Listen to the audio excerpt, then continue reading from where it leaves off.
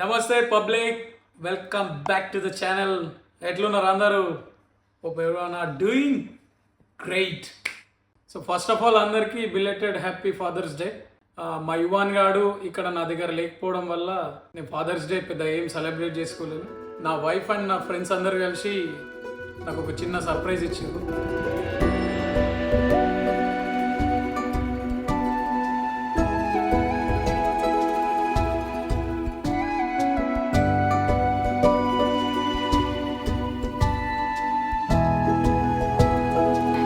Surprise అన్న happy father's day. Thank you రా. Happy father's day. Vinni వచ్చింది ఇంకొక gift. Happy father's day.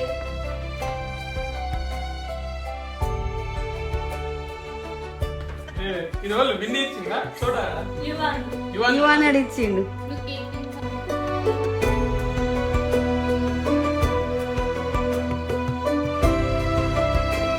Yuvan లేడు కాబట్టి ఈ కోట్ వేసుకొని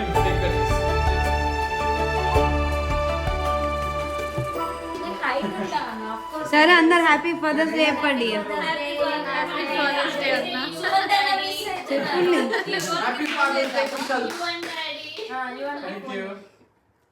చిచిరా మీ ఫాదర్ ఏడి? అలా ఫాదర్ అంటే జాబ్ కి వెళ్ళిండు. పొద్దునే చెప్పింది హ్యాపీ ఫాదర్స్ డే అని. పొద్దునే చెప్పేసింది. సుమంత్ గారికి అయ్యో నాకు గుర్తులేదు. ఫాదర్స్ డే ఫోన్ చేసి మరి చెప్పిన హ్యాపీ ఫాదర్. చూసినప్పుడు అత్తమ్మ యువన్ ఏం చేస్తున్నాడు? యువన్ ఏం చేస్తున్నాడు? అయ్యయ్యో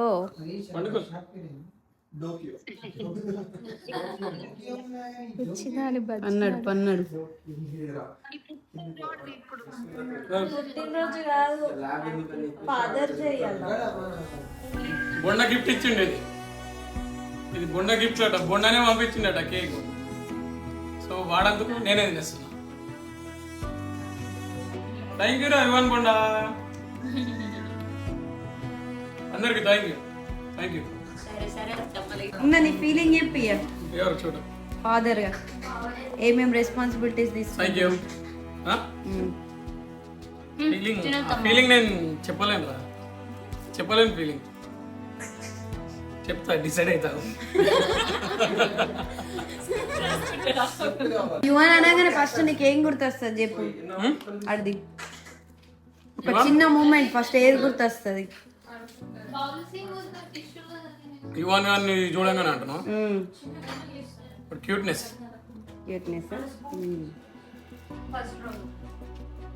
నేను రాగానే దన్నా నూరుకొస్తాడు కదా, అదే గుర్తొస్తాను. ఫాదర్స్ డే రోజు మన కోసం కేక్ తీసుకొని వచ్చిర్రు. మంచిగా ప్లాన్ చేసారు. నాకు చాలా బాగా నచ్చింది. సర్ప్రైజ్. యాక్చువల్లీ నేను అందరికి సర్ప్రైజెస్ ఇస్తా, బట్ మీరు అందరు కలిసి నాకు ఇచ్చిర్రు. చూడు, ఐ రియల్లీ లైక్ ఇట్. వైఫా చోటా ఆడా. Happy father's day. Thank you రా చోటా. చూసిరు కదా ఫ్రెండ్స్, నేను అసలు ఎక్స్పెక్ట్ చేయలేదు నా వైఫ్ అండ్ నా ఫ్రెండ్స్ అందరు కలిసి నాకు ఇట్లా ఫాదర్స్ డే సెలబ్రేట్ చేస్తారని. బట్ మస్తు అంటే మస్తు హ్యాపీగా ఫీల్ అయినా, ఎమోషనల్ అయిపోయినా. యాక్చువల్ నా ఎమోషన్స్ పెద్దగా నేను బయటకు చూపియా, బట్ నిజంగానే లోపల ఎమోషనల్ అయిపోయినా. మా నాన్న గుర్తొచ్చిండు, కానీ నేను మా నాన్న కోసం ఎప్పుడు ఇట్లా సెలబ్రేట్ చేయలే. నేను కనీసం హ్యాపీ ఫాదర్స్ డే అని కూడా చెప్పలే. సో ఇప్పుడు విష్ చేద్దామని అనుకొని మా నాన్నకు కాల్ చేసి హ్యాపీ ఫాదర్స్ డే అని విష్ చేసిన. Happy father's day.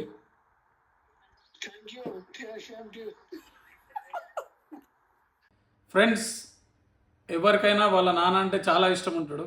సేమ్ అట్లనే నాకు కూడా మా నాన్న అంటే మస్తు ఇష్టం. వేరే వాళ్ళ బాండింగ్ ఎట్లున్నదో నాకు తెలియదు, కానీ నాది మా నాన్నది బాండింగ్ మాత్రం సేమ్ ఫ్రెండ్స్ లెక్క ఉంటాం అన్నట్టు. మా నాన్న అట్లనే చూస్తాడు నన్ను. మా నాన్నకు నాకు మధ్యన ఉన్న బాండింగ్ గురించి చిన్నగా మీకు చెప్తా. I'm a failure. నేను అన్నిట్లో ఫెయిల్ అయ్యాను. అన్నిట్లలో ఫెయిల్ అయ్యాను. కానీ మా నాన్న నన్ను ఎప్పుడు అంటే ఎప్పుడు ఒక్క దెబ్బ కొట్టలేడు, ఎప్పుడు ఒక మాట అనలేడు. నన్ను ఒక బెస్ట్ ఇన్స్టెన్స్ షేర్ చేసుకుంటాను మీతోని. సో అది ఎప్పుడంటే నేను చిన్నప్పుడు 10th క్లాస్ ఉన్నప్పుడు జరిగింది.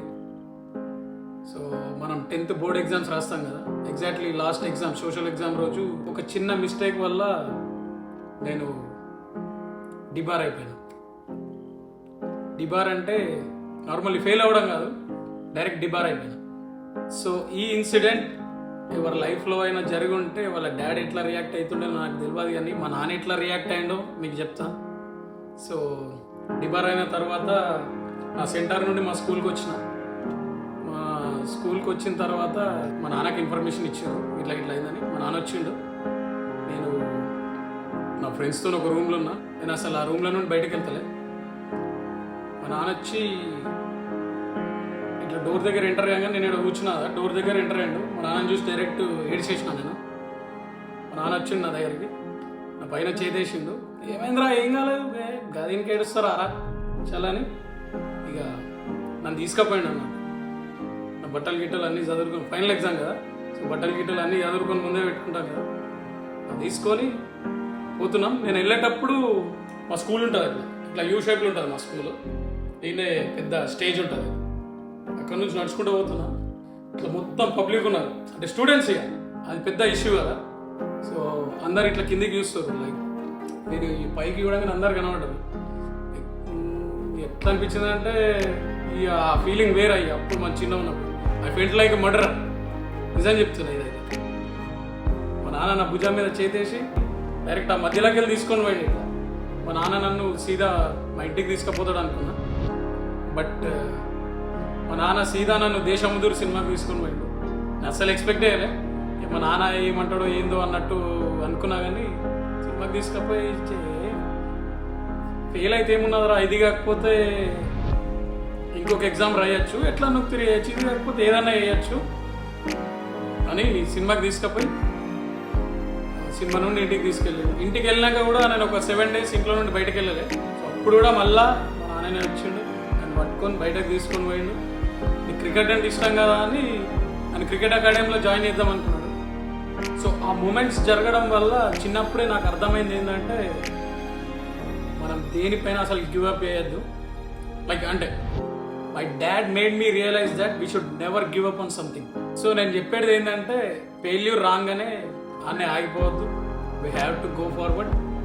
అది మా నాన్న వల్ల నాకు అర్థమైంది. ఎప్పుడన్నా మా యువాన్ బోండా కూడా సేమ్ ఇట్లానే నా లెక్క అదే సిచ్యువేషన్లో ఉంటే ఎట్లా రియాక్ట్ అవుతానో తెలియదు. బట్ మా నాన్న లాగానే రియాక్ట్ కావాలని కోరుకుంటున్నా. సో ఫైనల్లీ ఈరోజు మా యువాన్ బోండా మిస్ అవుతున్నా, అట్లానే మా నాన్నని కూడా మిస్ అవుతున్నా. అండ్ మా నాన్న నన్ను ఎట్లా పెంచిండో యువాన్ బోండా కానీ కూడా అట్లనే పెంచుదాం అనుకుంటున్నా.